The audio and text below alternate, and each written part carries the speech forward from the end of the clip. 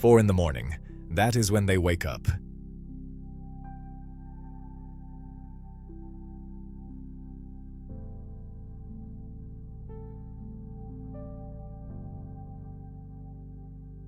Not because of a nightmare, not because of a noise in the house, but because their own knees, their own hands, their own hips have quietly turned against them in the dark. If you are over 50 and you have ever woken before sunrise with a stiffness that feels like your joints were filled with wet concrete overnight, then listen to me very carefully, because your body has been running a biological timer and almost nobody told you it was ticking. Your joints are not simply getting old, they are sending you a signal, a very specific, very measurable signal.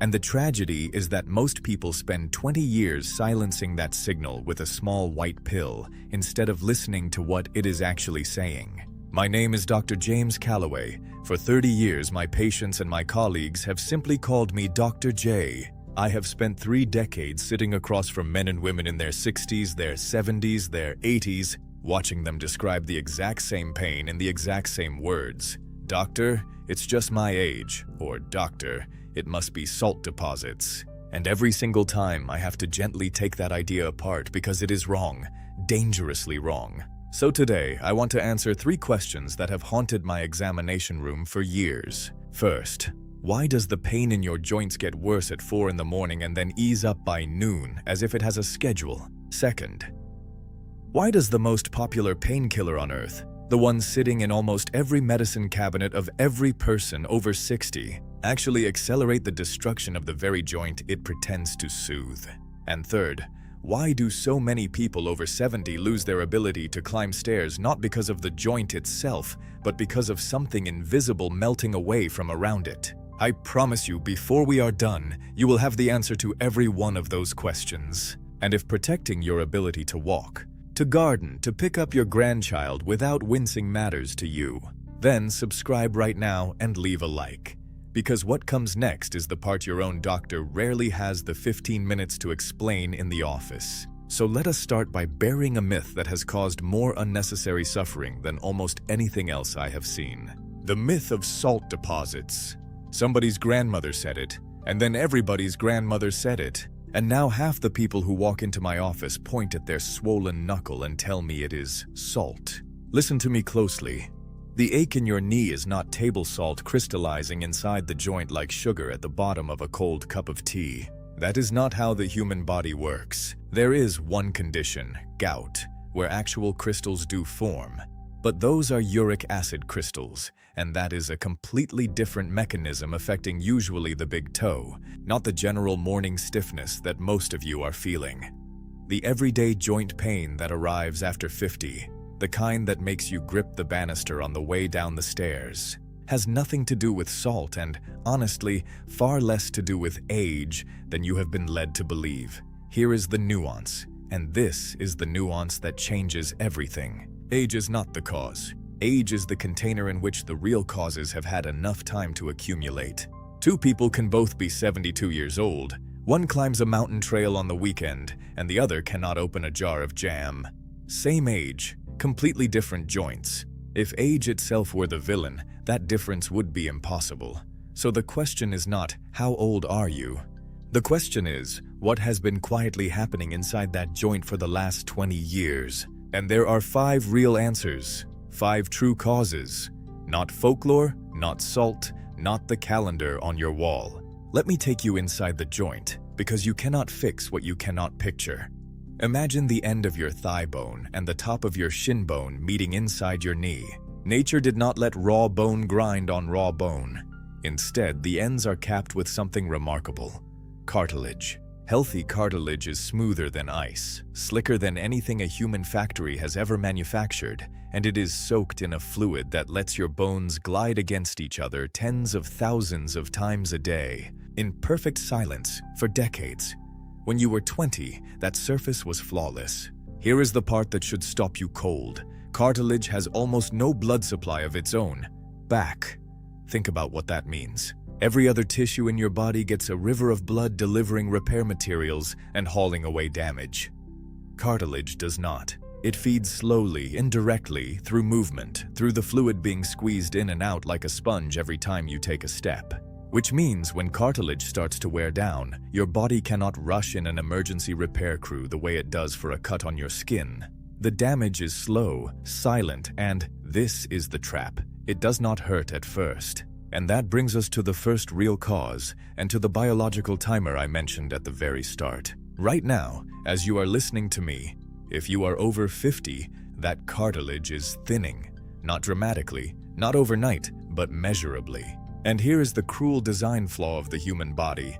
Cartilage itself has no nerve endings, none. So it can wear down for 10, 15, 20 years, and you feel absolutely nothing. You go about your life thinking your joints are fine.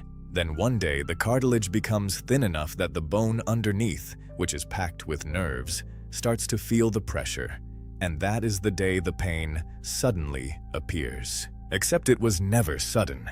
It was the last chapter of a story that had been writing itself in silence for 2 decades. The morning pain came out of nowhere, people tell me. No, it came from exactly somewhere. You just couldn't feel the timer counting down. Now, why 4 in the morning? Why does this thing keep a schedule? Here is where I need you to stay with me, because this is the part that finally made sense to a patient of mine, a retired school teacher, 78 years old, who had spent 3 years convinced her early morning agony meant something catastrophic.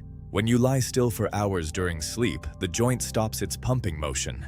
Remember, movement is what circulates that lubricating fluid and flushes out inflammatory waste. Lie motionless for 6 or 7 hours, and that inflammatory fluid pools and thickens inside the joint capsule. The waste products of the day's low-grade inflammation settle in. So by 4 or 5 in the morning, the joint is at its most swollen, its most stiff, its most chemically irritated. Then you get up, you start moving, the pump kicks back on, the fluid recirculates, and by mid-morning you feel looser. That is not magic. That is not the weather. That is fluid dynamics inside a capsule that has lost its healthy self-cleaning rhythm. When my school teacher understood that, she cried, not from pain, but from relief. For 3 years, she thought her body was betraying her randomly. It wasn't random at all.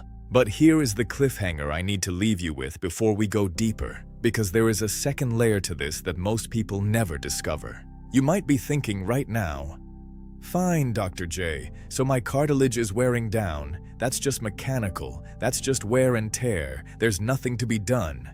And that is exactly the comfortable lie that keeps people trapped.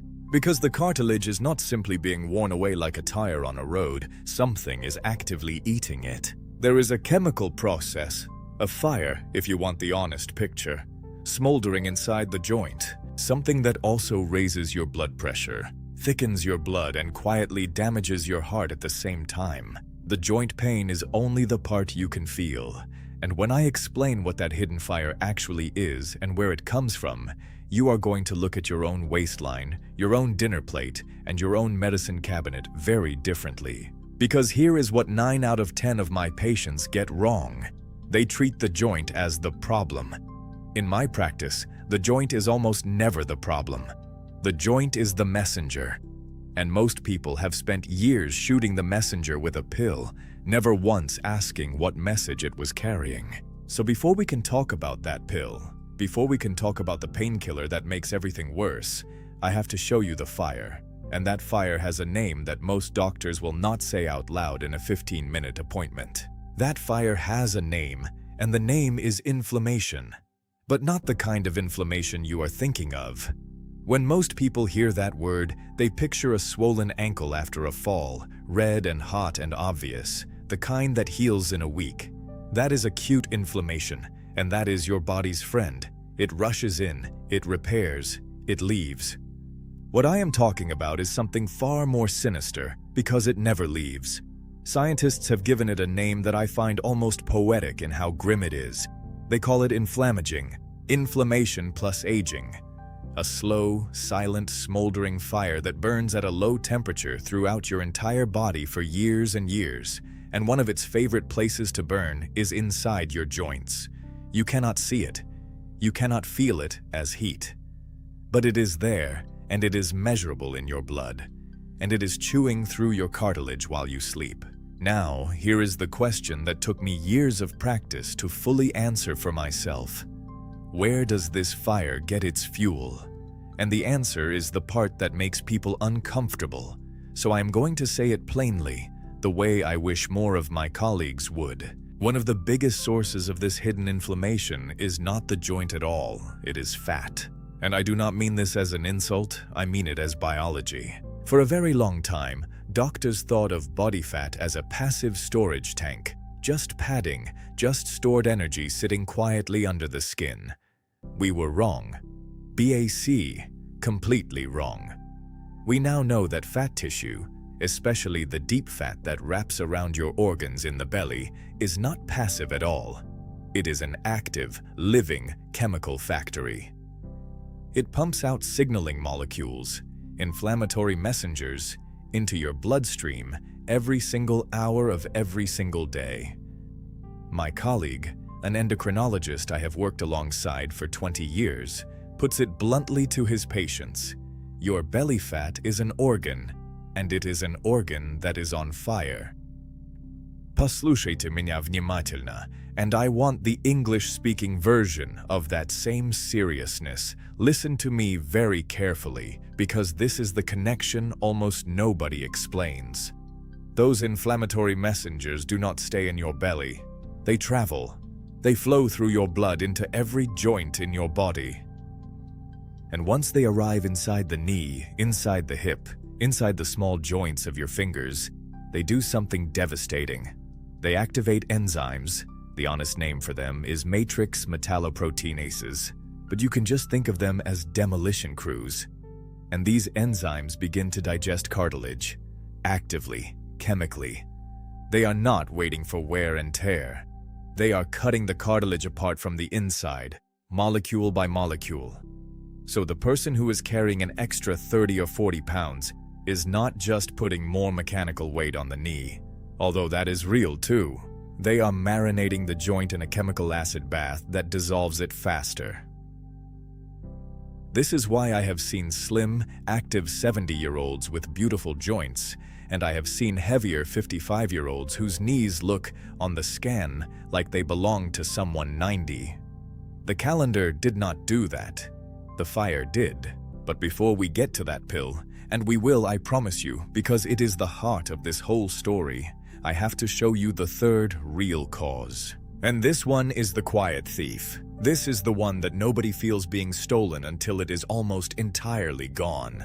In my 30 years, I have watched this single factor determine, more than almost anything else, whether a person spends their 80s walking in the park or trapped in a chair. And it has a name most people over 60 have never even heard: sarcopenia. Sarcopenia is the age-related loss of muscle, and I need you to understand just how relentless this thief is. Starting somewhere around the age of 30, not 70, the average person begins losing muscle mass.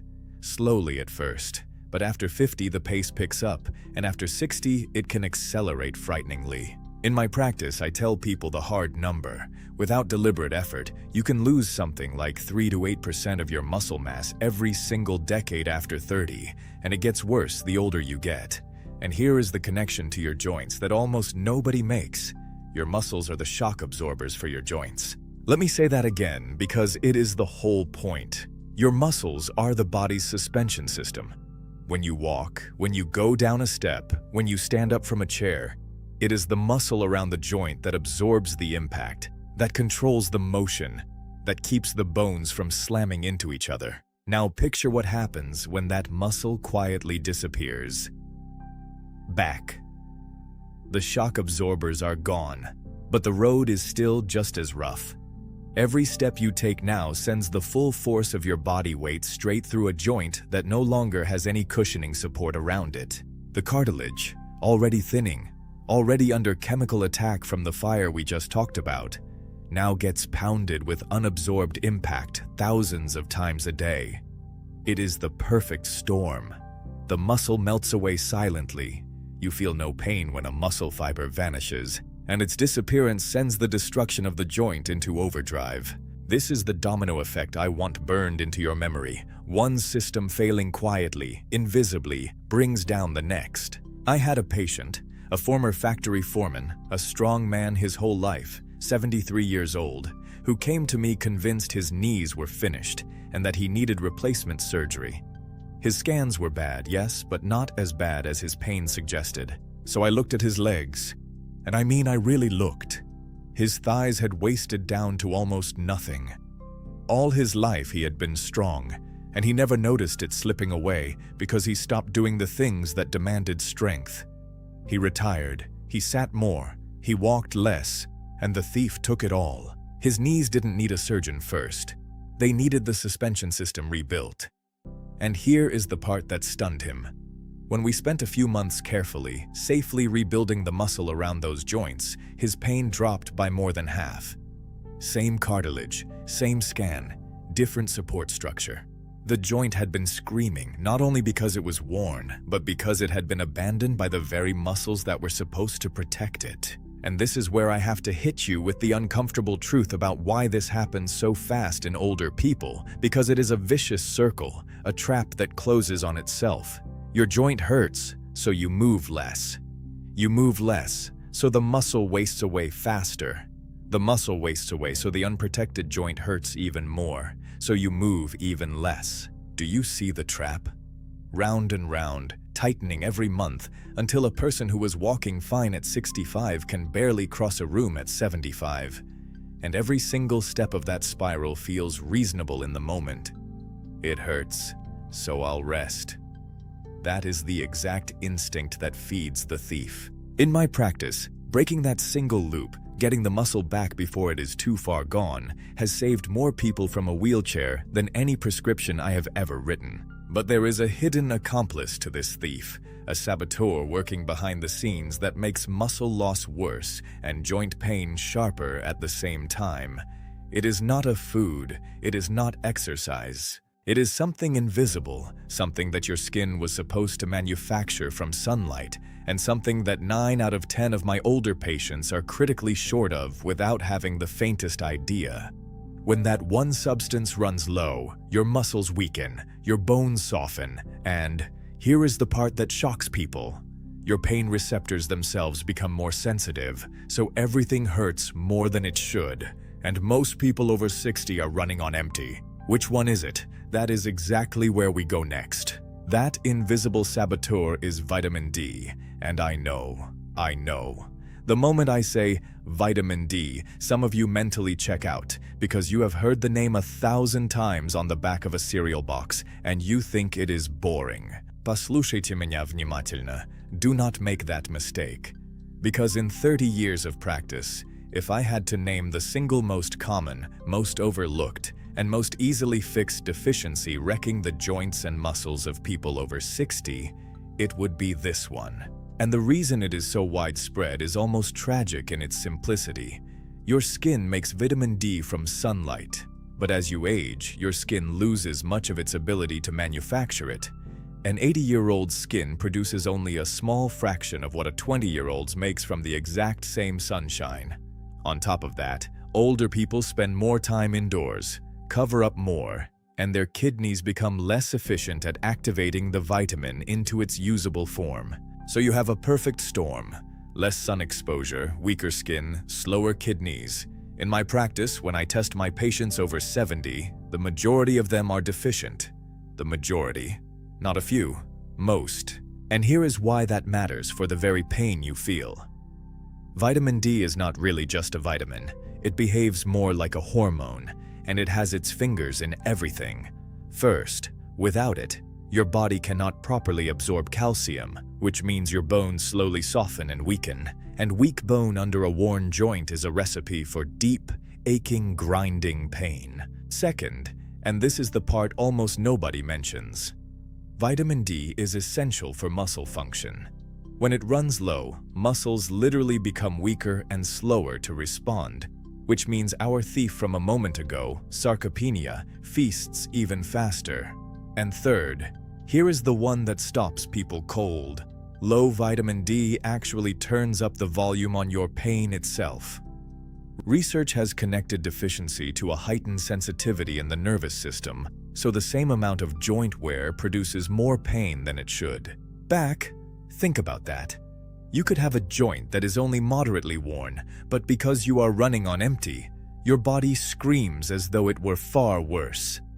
I have watched patients' pain scores drop noticeably within a few months simply by correcting a deficiency that had gone unnoticed for a decade. A $5 bottle. Not a miracle. Just a repair of something that should never have been allowed to break in the first place. Now, paired with vitamin D, there is one more piece of the foundation that collapses with age, and it is the raw building material of the joint itself: collagen. Collagen is the protein scaffolding that holds your cartilage together, that gives your tendons their strength and your ligaments their spring. It is the literal framework of the joint. And here's the cruel arithmetic of getting older. Starting in your mid-20s, your body's production of collagen begins to decline, and by the time you are in your 60s and 70s, you are manufacturing far less of it than you once did, while breaking it down faster than ever. So the scaffolding that holds the whole structure together is being dismantled quicker than your body can rebuild it. This is why the tissues around an older joint become stiffer, more brittle, more prone to that grinding, catching sensation. The framework is thinning, and when you combine collapsing collagen with vanishing muscle and a smoldering fire of inflammation and a deficiency of the very vitamin that keeps pain in check, now you finally understand why "it's just my age" is such a lazy, incomplete answer. It was never one thing, it was four things, all failing quietly at once for 20 years, while you felt nothing. So here is where a reasonable person, maybe you, right now, says, "All right, Dr. J, I understand the fire, I understand the muscle, I understand the vitamin, but right now, today, my knee hurts, so I'm going to take something for it." And that instinct, that completely human, completely understandable instinct, is where the most dangerous chapter of this entire story begins. Because I now have to talk about the pill, the one that is in almost every medicine cabinet of almost every person over 60, the one your neighbor swears by, the one you can buy without a prescription, the one that feels like a friend at 4 in the morning when your knee is on fire. I am talking about NSAIDs, the anti-inflammatory painkillers, the ibuprofens and the diclofenacs of the world. And I need to be very careful and very honest here, because I am not telling you they are evil, and I am not telling you to throw yours away tonight. What I am telling you is the thing your 15-minute appointment never had time to cover. Here is the ложное облегчение, the false comfort that traps millions of older people. You take the pill, the pain fades, and you conclude the pill is fixing the problem. But it is not fixing anything. It is silencing the messenger. Remember what I told you at the very beginning. The pain is a signal.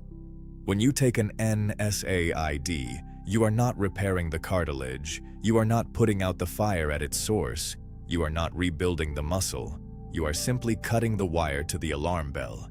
And the danger of cutting the wire to an alarm is obvious the moment you say it out loud. You keep living in the burning house because you can no longer hear it burning. The pain that was warning you to protect the joint, to stop overloading it, to change something, that warning is now gone. So you walk further, you kneel harder, you push through because it doesn't hurt anymore. And the joint, unprotected and unheard, gets worse underneath the silence.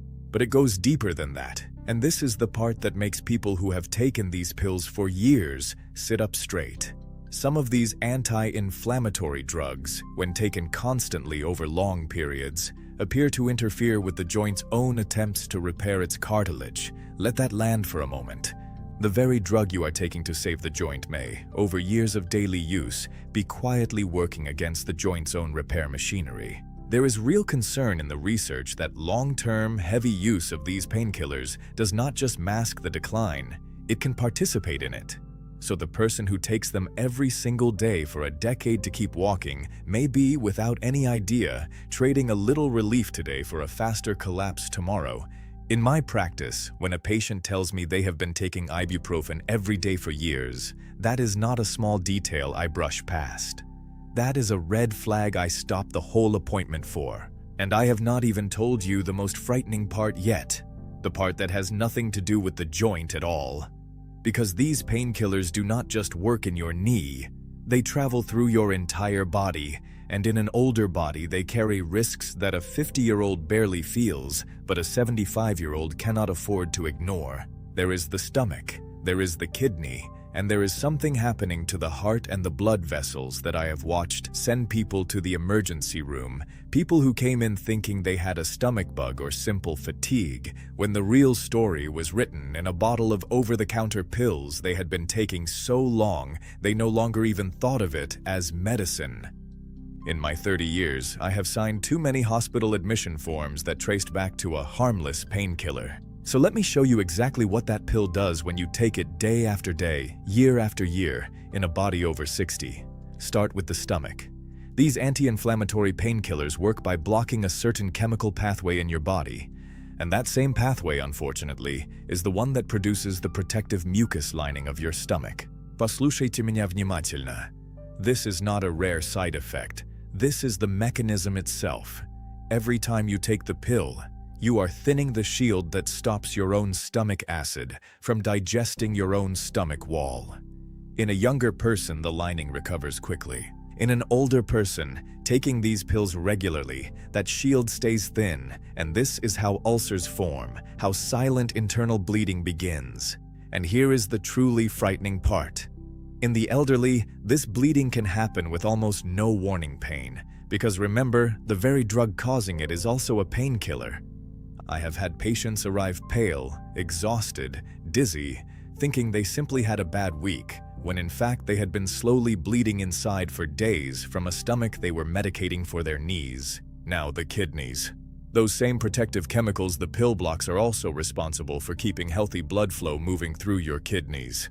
In a young body with strong kidneys, blocking them briefly is no great matter. But in an older body, where the kidneys are already working at a fraction of their youthful capacity, where they are already strained by the years, by blood pressure, by the medications so many people over 70 take.